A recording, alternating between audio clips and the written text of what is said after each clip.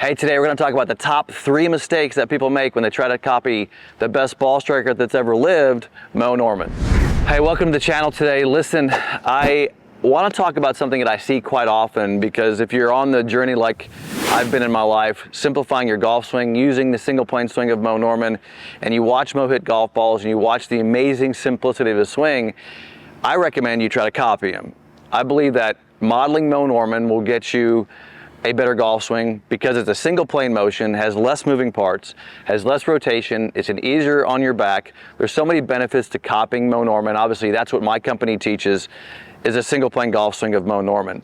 But I watch people who really don't come to our schools and learn from us, because we've been doing this now almost over 30 years, is teaching, we know the ins and outs of how to get people to accomplish a perfect single plane swing, because sometimes people don't copy it correctly when they try it on their own.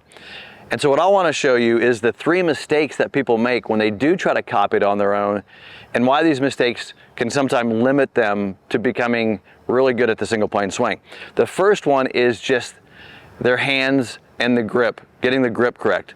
Now, you'll hear Mo talk about things, and one of the mistakes I think people make is they listen to Mo, and I'm not saying it's a mistake to listen to Mo. I spent years listening to Mo, but I also had to interpret it and watch him actually perform his golf swing and study it and do all the things that I did to really figure out exactly what was going on. And if you take this stuff to literally like palm grip, which is a big problem, and understand that Mo Norman did not use a palm grip. He used an overlapping hand position for every single professional tournament he won, overlapping. I want to make that very clear.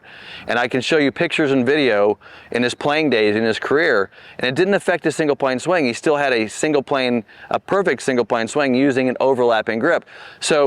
But people hear Mo because he changed to a 10-finger orientation later on in his life, not a palm grip. I don't believe in a palm grip.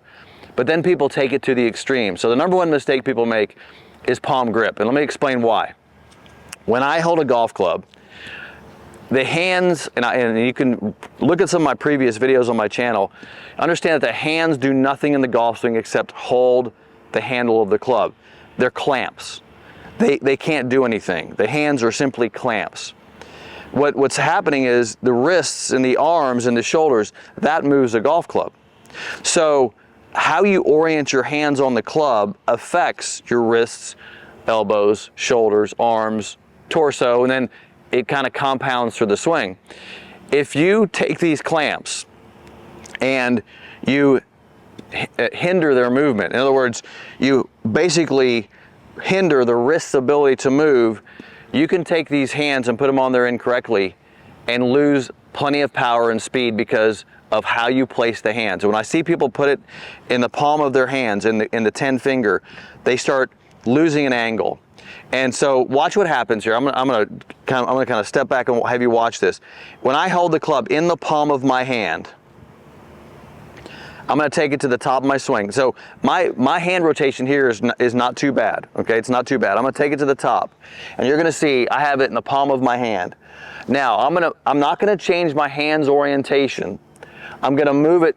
I'm just going to slip the club into my fingers, and you can see that it changed the angle that was created. So I've gone from this angle to that angle. And now you think about that from a speed perspective, and I'm increasing the amount the club is moving in the period of time I'm swinging, and you pick up speed. All because I've taken this out of the palm of the hand and put it more into the fingers. Now, again, I'm not changing the orientation of my hand. I'm simply taking this clamp and I'm moving it into a position where I can use the wrist in a more efficient manner, in a more accelerated manner. Palm grip, the number 1 thing I see people make mistake. You got to stop thinking about the palm grip, and you have to orient the body correctly, get your hands placed. Overlapping is the grip that I use and I recommend, because it gets the hands and the wrists working together more efficiently. So that's overlapping grip, number 1. Number 2, placement of the club behind the ball. You'll notice that Mo places the club, depending on the club, a few inches behind the ball. So you'll see Mo hit a driver and he'll be back here a little ways from the golf ball. And this is basically because of the side bend of the body, is orientation, creating these lines, and the fact that the address position is not the same rotation as the impact. Address and impact are not the same. So you have to understand that it's not this. And what I see people do all the time is they take the club and they put it like this and then just set it back. And that's an incorrect way, because you haven't tilted the body, you haven't oriented the arms, and you haven't basically got the proper rotation. Let me give you a little bit of detail on this. The body is open at address. It's about 10 degrees open at address. It's roughly 10 degrees. That body's open. At impact, you're open roughly 25 to 30 degrees. So what's happening here is at address, you're square, and at impact, your body is open, but you're also square. So the torso can be open and the arms can be square in both places. You have to be careful not to set the club, if you want to be like Mo, not to just set it back here like this, because it changes the club it gets behind your body. It creates an angle in the club face. You've delofted the club and now you can't take it back correctly. So that's number 2, is not having the proper address. You've got to get the proper tilt, set the club down, base on its lie angle, have the body in the proper orientation, so then you can actually return the club to the proper impact position. So that's number 2, is not setting the club back correctly. Number 3 has to be the fact that keeping the feet on the ground, and why Mo did what he did, is people get so confused about how the lower body works in the lead knee. And the number 3 mistake is people think Mo is sliding. So what you see is, you see Mo, he gets set up and you see him take the club back, he stabilizes his body, and then he rotates into impact. And everybody sees this stabilization as a slide.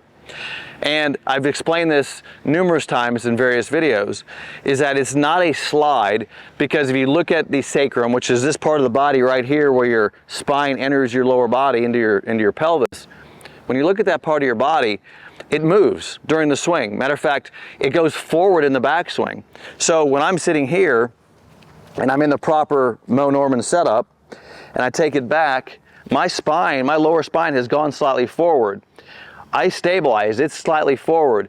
When I start turning back, it comes back. So the net effect of how much I'm sliding throughout the entire swing is minimal. It's an inch and a half at the most. So there's not a big slide. The problem with people sliding is they do this. And again, I talk the metrics of the body. When you slide the body, anytime you move in one axis too much, you disturb one of the other metrics of the body. For example, if I move laterally, I inhibit the ability to rotate. And when I rotate too much, I don't get lateral enough. So what you understand is if I go to a slide, I can't rotate my body. So what I see people do, and this is the 3rd biggest mistake, is they get up here and they see this, they see Mo being wide and nice and tilted and this beautiful address. They see this beautiful leverage position, and then they slide. And then it slides this way and they can't rotate and they get stuck. And then they come from the inside, or they can't get to the ball, they block it out to the right. All types of stuff can happen. They hit behind the ball if you're hitting behind the ball. If you're one of those guys that does hit behind it, it's generally always a lack of torso rotation. So here's my recommendation to fix that. When you get set up correctly in the Mo address position, you take it back. The only goal you have is to stop the lead knee. And then I want you to hold the knee there and just turn. Because when you turn around that knee, it keeps the body rotating. You're still in a forward position, but you're not slid forward. And you rotate, and now the body can rotate correctly. And I'll just tap this one here. Back to impact, here we go. So you can see, I get here, I stabilize, I just come back to impact. And that's what I want to see you do, is stabilize the knee, don't slide into the knee. I think the other side to the knee position is simply not having the knee to where it's not stable. So what you want is you want a stable knee and then a rotation around that. You don't want to get the knee in a position where you can't turn. So again, that's the next mistake that people make, is they just seem to get too much slide. They see Mo, they see him stabilize, they go, oh, he's sliding. He's not, he's actually stabilizing and then rotating as well. So those are the 3 biggest things I see when people are trying to copy Mo. Make sure you get your hand position correct, not in the palm. That's number 1. Make sure that you're not sliding too much into the body. That slide is a big problem, and make sure when you get set up that you put the club in the proper position, not just setting it back behind the ball. And if you do those things, you can swing like Mo. Thanks for joining me. Give me a bell icon, give me a thumbs up. I'll see you next video.